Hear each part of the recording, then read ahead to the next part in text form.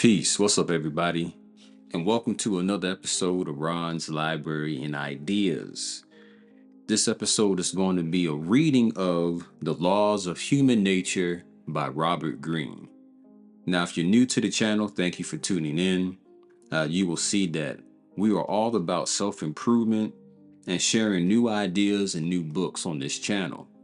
So if you haven't read this book before, hopefully this will spark your interest for you to go out and get it for yourself.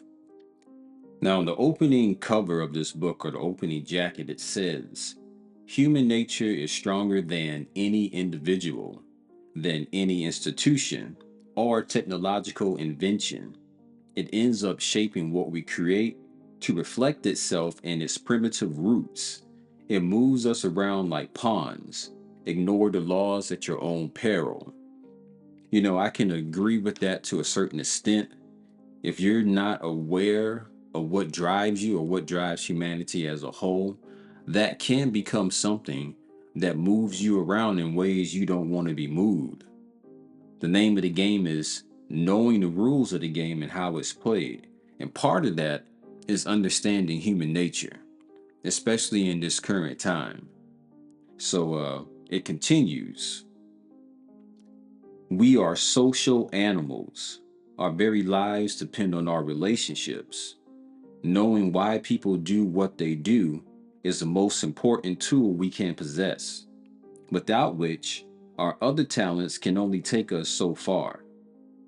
Drawing from the ideas and examples of Pericles, Queen Elizabeth I, Martin Luther King Jr., and many others, Greene teaches you how to detach yourself from your emotions and master self-control, how to develop the empathy that leads to insight, how to look behind people's masks, and how to resist conformity to develop your singular sense of purpose, whether at work, in relationships, or in shaping the world around you. The Laws of Human Nature offers brilliant tactics for success, self-improvement, and self-defense. Again, there's no way you can operate in this world and not interact with people. You just have to do it. And one of the things that you have to know is what people have going on in their minds. What are the patterns or patterns that you see people do? So hopefully this book will spark you into wanting to read more for yourself and to study this. And this is just my little insight of my offering. So if you haven't read it, we'll go through some of this together. This is the introduction.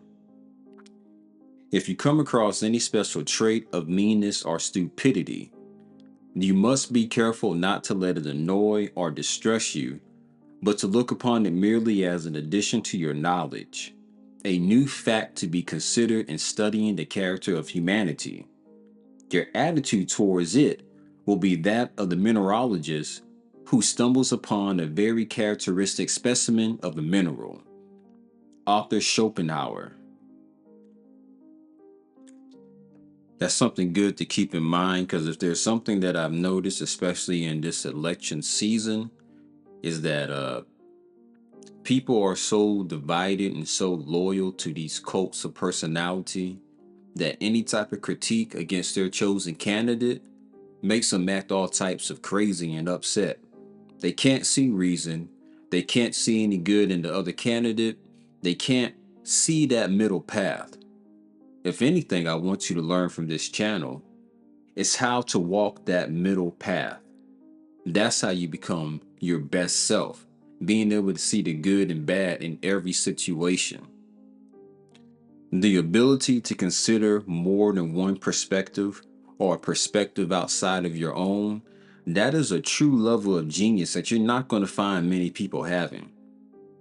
Most people get all their talking points, their ideas from television or social media.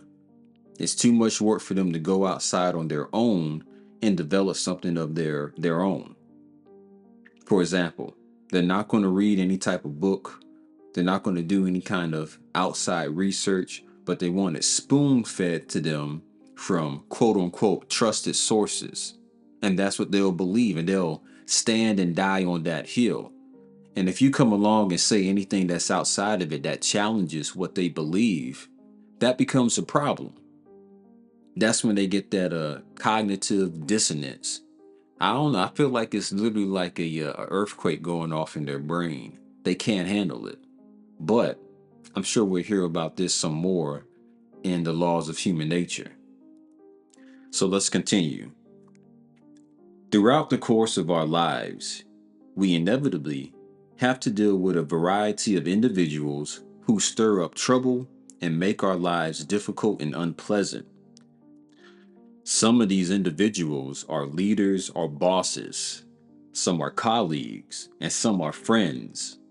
They can be aggressive or passive aggressive, but they are generally masters at playing on our emotions. They often appear charming and refreshingly confident, brimming with ideas and enthusiasm, and we fall under their spell. Only when it is too late do we discover that their confidence is irrational and their ideas ill-conceived. Among colleagues, they can be those who sabotage our work or careers out of secret envy, excited to bring us down.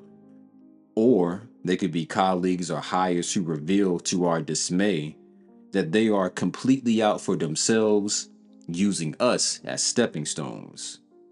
What inevitably happens in these situations is that we are caught off guard, not expecting such behavior. Often these types will hit us with elaborate cover stories to justify their actions or blame handy scapegoats. They know how to confuse us and draw us into the drama they control. We might protest or become angry, but in the end we feel rather helpless. The damage is done.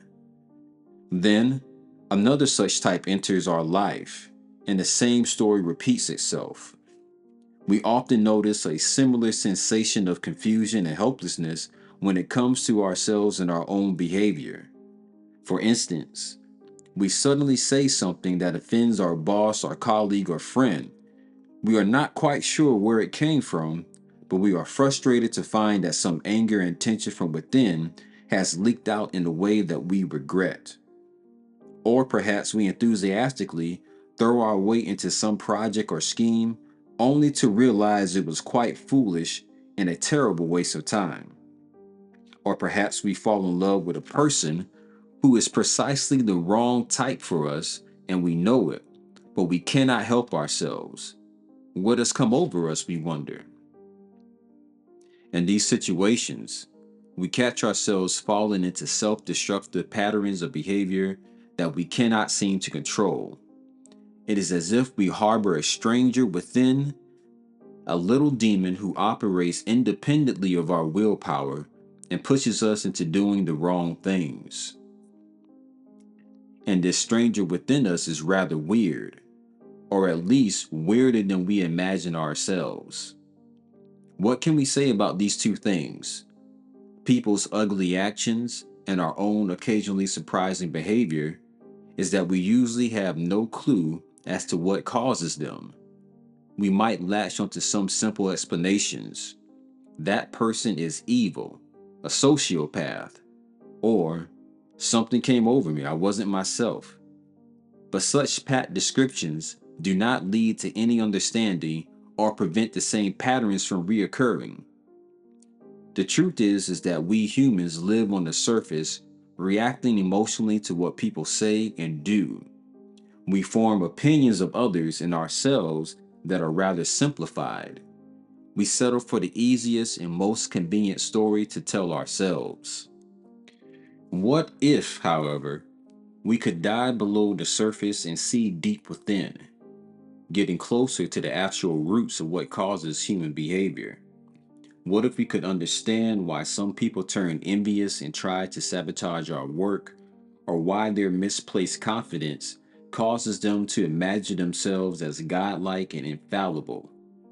What if we could truly fathom why people suddenly behave irrationally and reveal a much darker side to their character? Or why they are always ready to provide a rationalization for their behavior, or why we continually turn to leaders who appeal to the worst in us? What if we could look deep inside and judge people's character, avoiding the bad hires and personal relationships that cause us so much emotional damage? If we really understood the roots of human behavior, it would be much harder for the more destructive types to continually get away with their actions. We could not be so easily charmed and misled. We would be able to anticipate their nasty and manipulative maneuvers and see through their cover stories.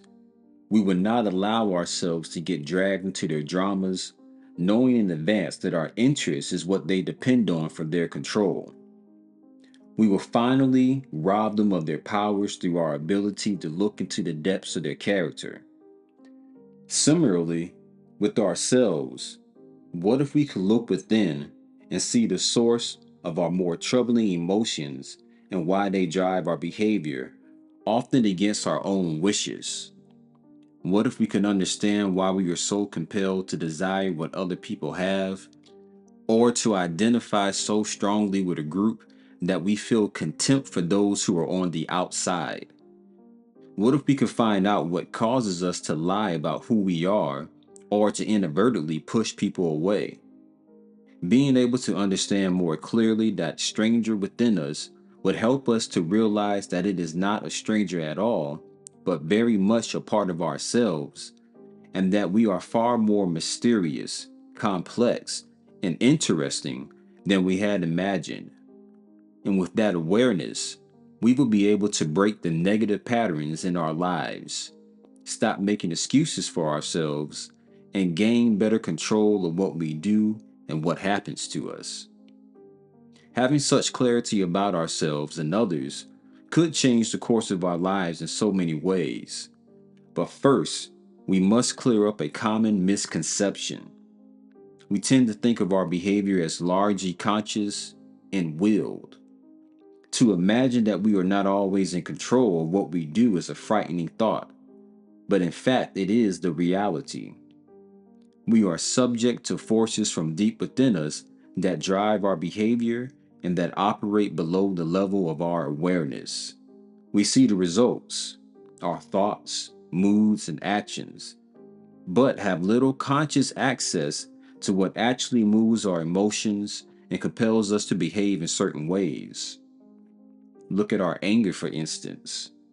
We usually identify an individual or a group as the cause of this emotion, but if we were honest and dug down deeper, we would see that what often triggers our anger or frustration has deeper roots.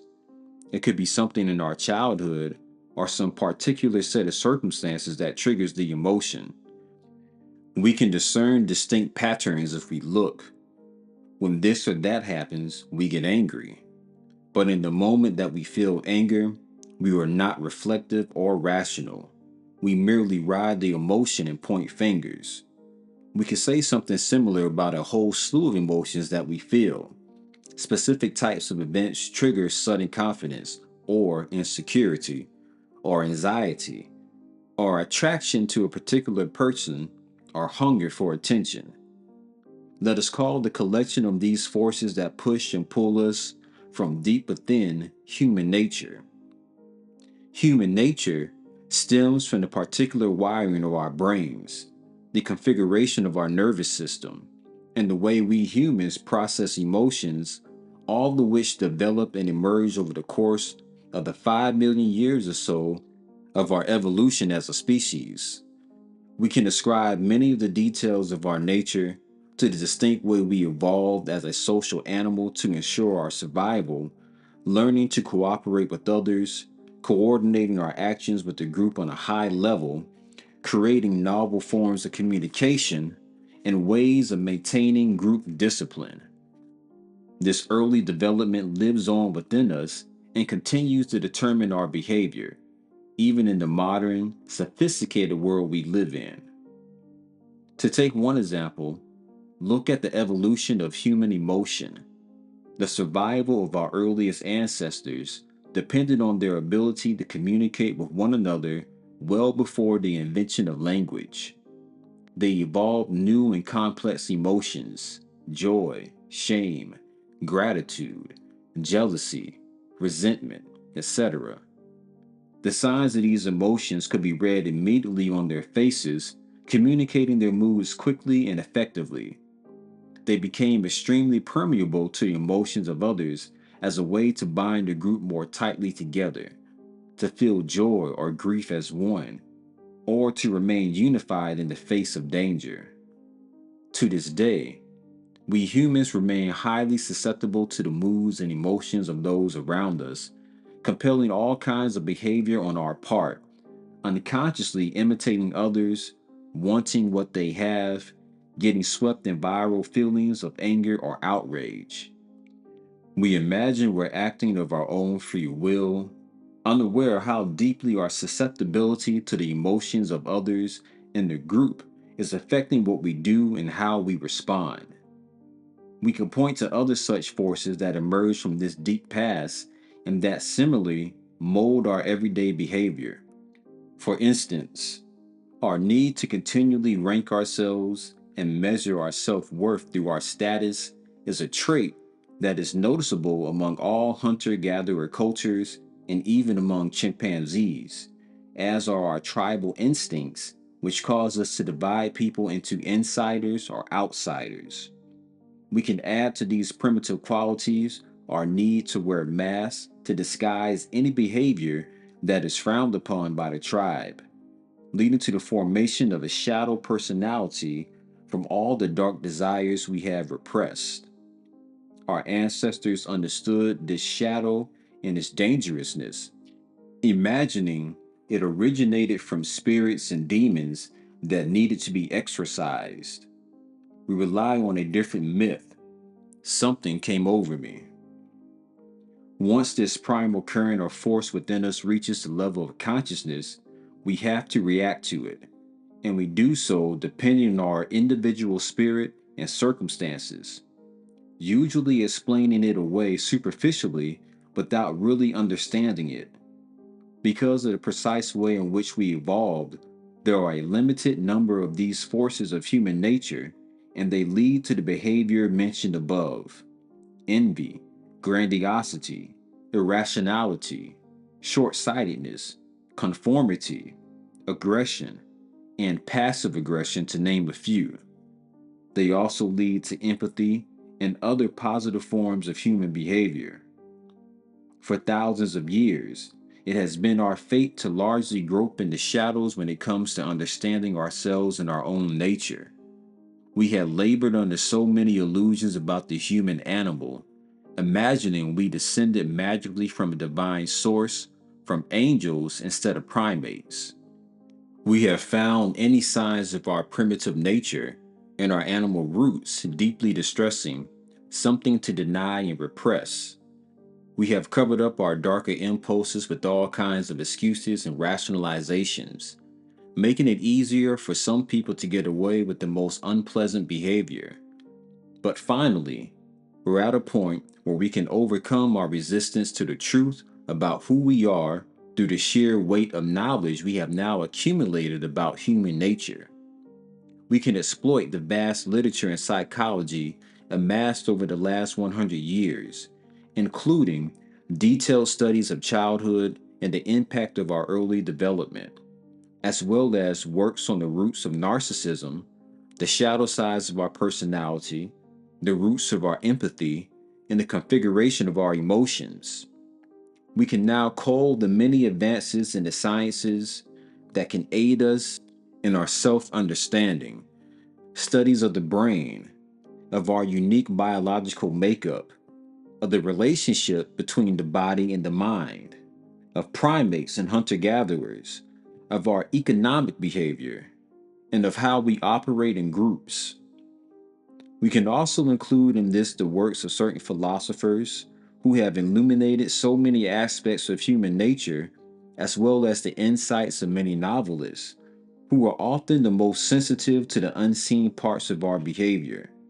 And finally, we can include the rapidly expanding library of biographies now available, revealing human nature in death and in action. This book is an attempt to gather together this immense storehouse of knowledge and ideas from different branches, to piece together an accurate and instructive guide to human nature, basing itself on the evidence, not on particular viewpoints or moral judgments. It is a brutally realistic appraisal of our species, dissecting who we are so we can operate with more awareness. Consider the laws of human nature, a kind of code book for deciphering people's behavior: ordinary, strange, destructive, the full gamut. Each chapter deals with a particular aspect or law of human nature. We can call them laws in that under the influence of these elemental forces, we humans tend to react in relatively predictable ways.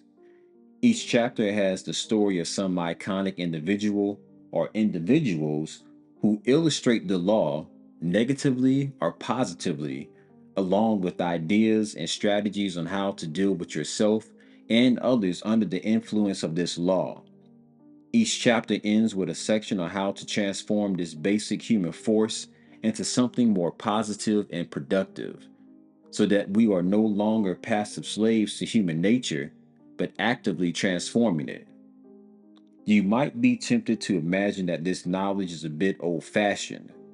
After all, you might argue, we are now so sophisticated and technologically advanced, so progressive and enlightened. We have moved well beyond our primitive roots. We are in the process of rewriting our nature. But the truth is, in fact, the opposite. We have never been more in the thrall of human nature and its destructive potential than now. And by ignoring this fact, we are playing with fire. Look at how the permeability of our emotions has only been heightened through social media, where viral effects are continually sweeping through us and where the most manipulative leaders are able to exploit and control us. Look at the aggression that is now openly displayed in the virtual world, where it is so much easier to play out our shadow sides without repercussions. Notice how our propensities to compare ourselves with others, to feel envy, and to seek status through attention have only become intensified with our ability to communicate so quickly with so many people. And finally, look at our tribal tendencies and how they have now found the perfect medium to operate in. We can find a group to identify with, reinforce our tribal opinions in a virtual echo chamber, and demonize any outsiders, leading to mob intimidation. The potential for mayhem stemming from the primitive side of our nature has only increased. As a side note, I noticed this today when I made a status on Facebook where I was critical of the Democratic candidate for president, Kamala Harris. Now, I was critical in that same post of Donald Trump as well, but because of that virtual echo chamber, people were upset. Like the nerve of you to have an opinion that's different from ours. And some people left comments to where they were expressing that, but it's just interesting. So it continues. It is simple. Human nature is stronger than any individual, than any institution or technological invention. It ends up shaping what we create to reflect itself in its primitive roots. It moves us around like pawns. Ignore the laws at your own peril. Refusing to come to terms with human nature simply means that you are dooming yourself to patterns beyond your control and to feelings of confusion and helplessness. The laws of human nature is designed to immerse you in all aspects of human behavior and illuminate its root causes. If you let it guide you, it will radically alter how you perceive people and your entire approach to dealing with them. It will also radically change how you see yourself. It will accomplish these shifts in perspective in the following ways. First, the laws will work to transform you into a calmer and more strategic observer of people, helping to free you from all the emotional drama that needlessly drains you. Being around people stirs up our anxieties and insecurities as to how others perceive us. Once we feel such emotions, it becomes very hard to observe people as we are drawn into our own feelings, evaluating what people say and do in personal terms. Do they like me or dislike me? The laws that help you avoid falling into this trap by revealing that people are generally dealing with emotions and issues that have deep roots. They are experiencing some desires and disappointments that predate you by years and decades. You cross their path at a particular moment and become the convenient target of their anger or frustration. They're projecting onto you certain qualities they want to see. In most cases, they're not relating to you as an individual. This should not upset you, but liberate you. The book will teach you to stop taking personally their insinuating comments, shows of coldness, or moments of irritation. The more you grasp this, the easier it will be to react not with your emotions, but rather with the desire to understand where this behavior might come from. You will feel much calmer in the process, and as this takes root in you, you will be less prone to moralize and judge people. Instead, you will accept them and their flaws as part of human nature. People will like you all the more as they sense this tolerant attitude in you. Second, the laws will make you a master interpreter of the cues that people continually emit, giving you a much greater ability to judge their character. Normally, if we pay attention to people's behavior, we are in a rush to fit their actions into categories and to hurry to conclusions. So we settle for the judgment that suits our own preconceptions, or we accept their self-serving explanations. The laws will rid you of this habit by making it clear how easy it is to misread people and how deceptive first impressions can be. You will slow yourself down, mistrust your initial judgment, and instead train yourself to analyze what you see. You will think in terms of opposites. When people overtly display some trait, such as confidence or hypermasculinity, they are most often concealing the contrary reality. You will realize that people are continually playing to the public, making a show of being progressive and saintly only to better disguise their shadow. You will see the signs of this shadow leaking out in everyday life. If people take an action that seems out of character, you will take note. What often appears out of character is actually more their true character. If people are essentially lazy or foolish, they leave clues to this in the smallest of details that you can pick up well before their behavior harms you. The ability to gauge people's true worth, their degree of loyalty and conscientiousness, is one of the most important skills you can possess, helping you avoid the bad hires, partnerships, and relationships that can make your life miserable. Third, the laws will empower you to take on and outthink the toxic types who inevitably cross your path and who tend to cause long-term emotional damage. Aggressive, envious, and manipulative people don't usually announce themselves as such. They have learned to appear charming in initial encounters, to use flattery and other means of disarming us. When they surprise us with their ugly behavior, we feel betrayed, angry, and helpless. They create constant pressure, knowing that in doing so they overwhelm our minds with their presence, making it doubly hard to think straight or strategize. The laws will teach you how to identify these types in advance, which is your greatest defense against them. Either you will steer clear of them, or foreseeing their manipulative actions, you will not be blindsided, and thus will be better to maintain your emotional balance. You will learn to mentally cut them down to size and focus on the glaring weaknesses and insecurities behind all of their bluster. You will not fall for their myth, and this will neutralize the intimidation they depend on. You will scoff at their cover stories and elaborate explanations for their selfish behavior. Your ability to stay calm will infuriate them and often push them into overreacting or making a mistake. Instead of being weighed down by these encounters, you might even come to appreciate them as a chance to hone your skills of self mastery and toughen yourself up. Outsmarting just one of these types will give you a great deal of confidence that you can handle the worst in human nature. Fourth, the laws will teach you the true levers for motivating and influencing people, making your path in life that much easier.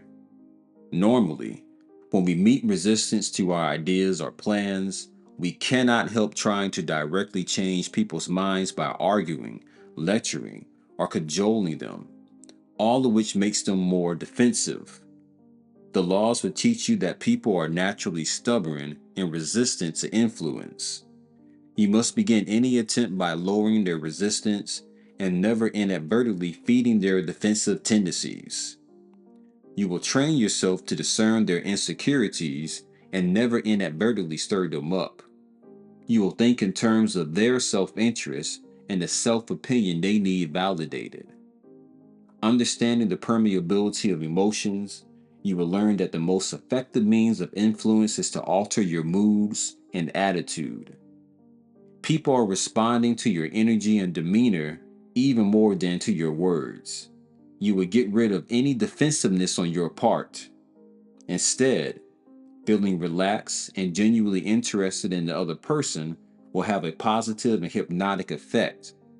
You will learn that as a leader, your best means of moving people in your direction lies in setting the right tone through your attitude, empathy, and work ethic.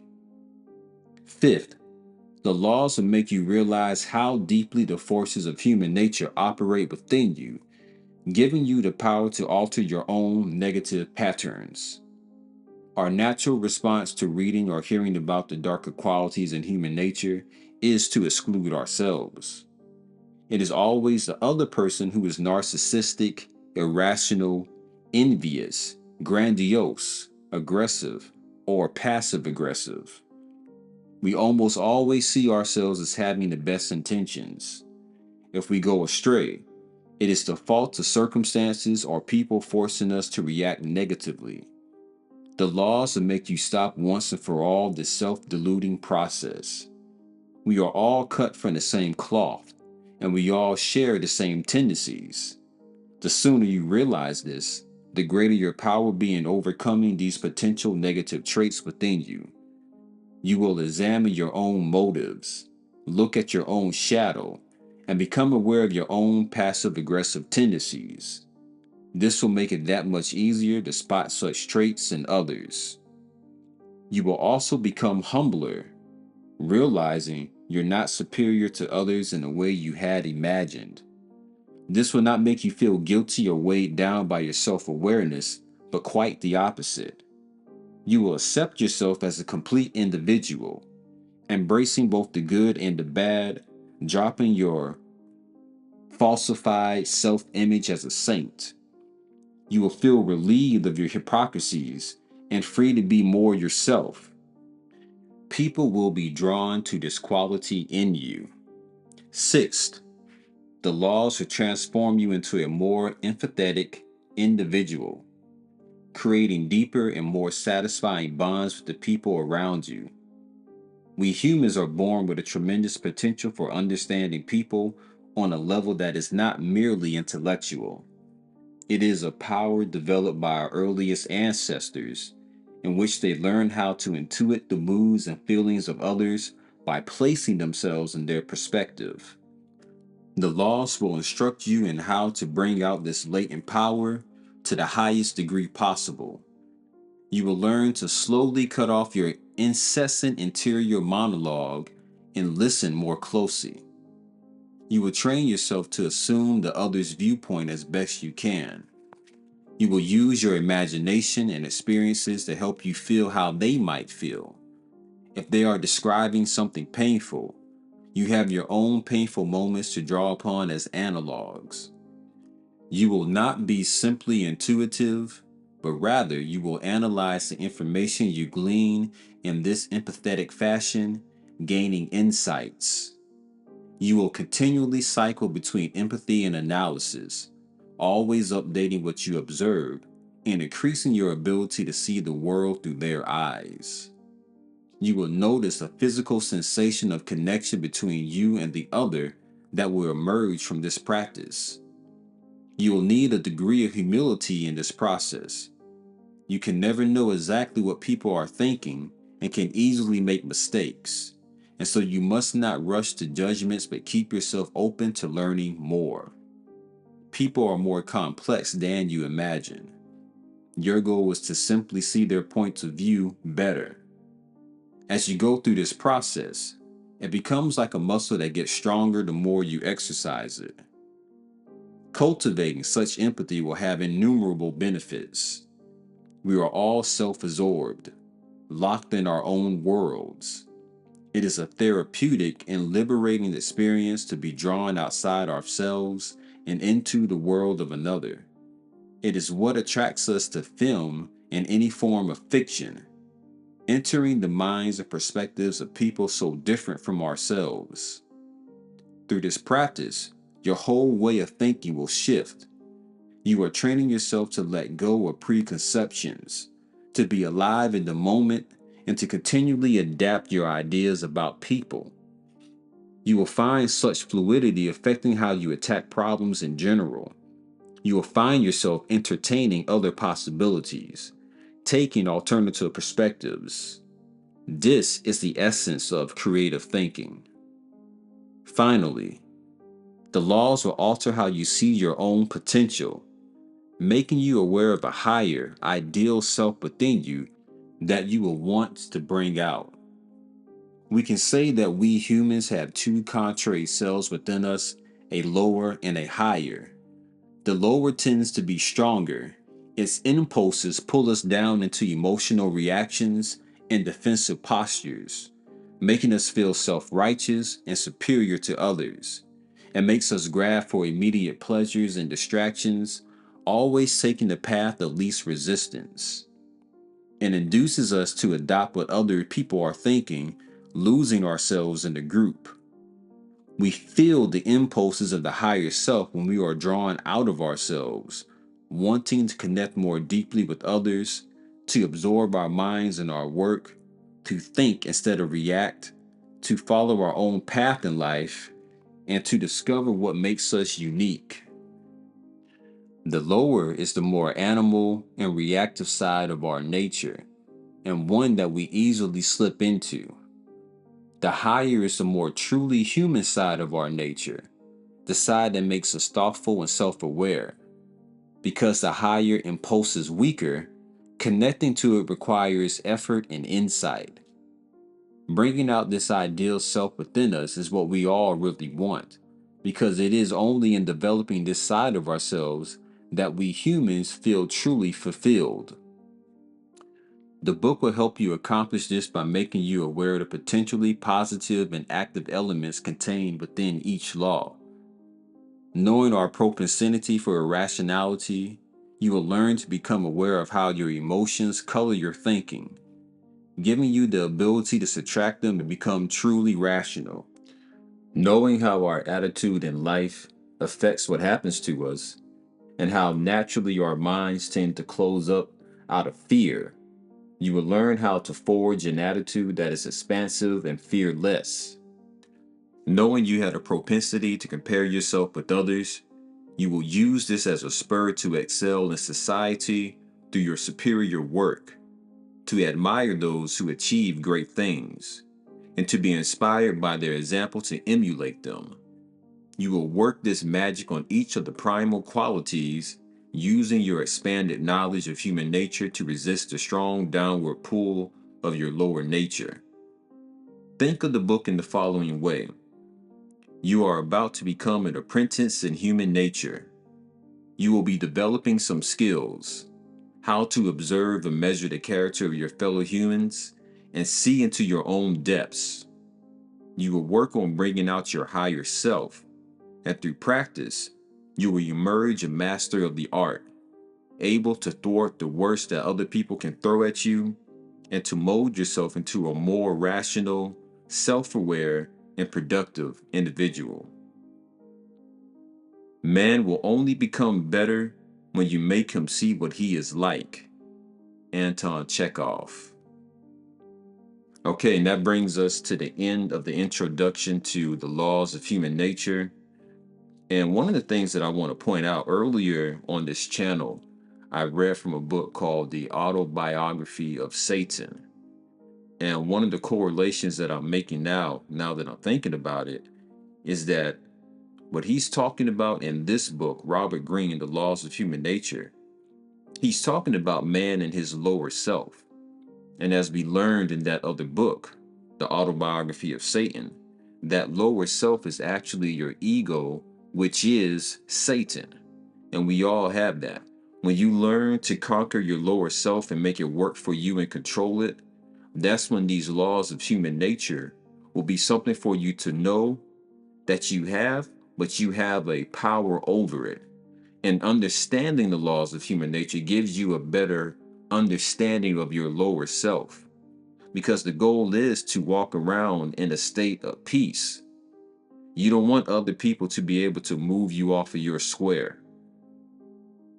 And that's what happens when you succumb to those lower emotions, when you let your emotions or your base nature take control of you, or you let other people operating from their base nature bother you. Understanding takes all of that away.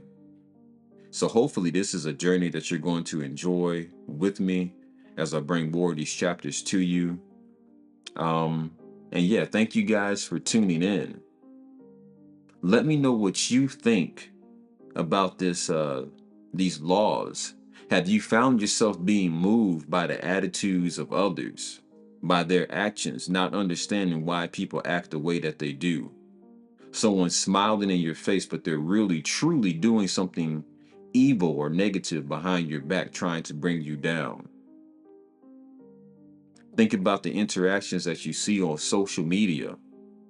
Are you able to see a post that you disagree with vehemently and just ignore it and keep it moving? Or is there something inside you that compels you to, I have to correct this person, I have to let them know what I feel? And you get online and you argue. Do you have power over that? Let me know. Make sure you guys hit that like button. Make sure you share this with someone who you think could use it. And I'll see y'all next time on the next episode of Ron's Library and Ideas. And you know what? Side note, speaking of peace of mind, I'm going to leave a link to my ebook, Free Your Mind to Have Peace of Mind. Supreme peace is the goal. So I'll check you guys out next time. Peace.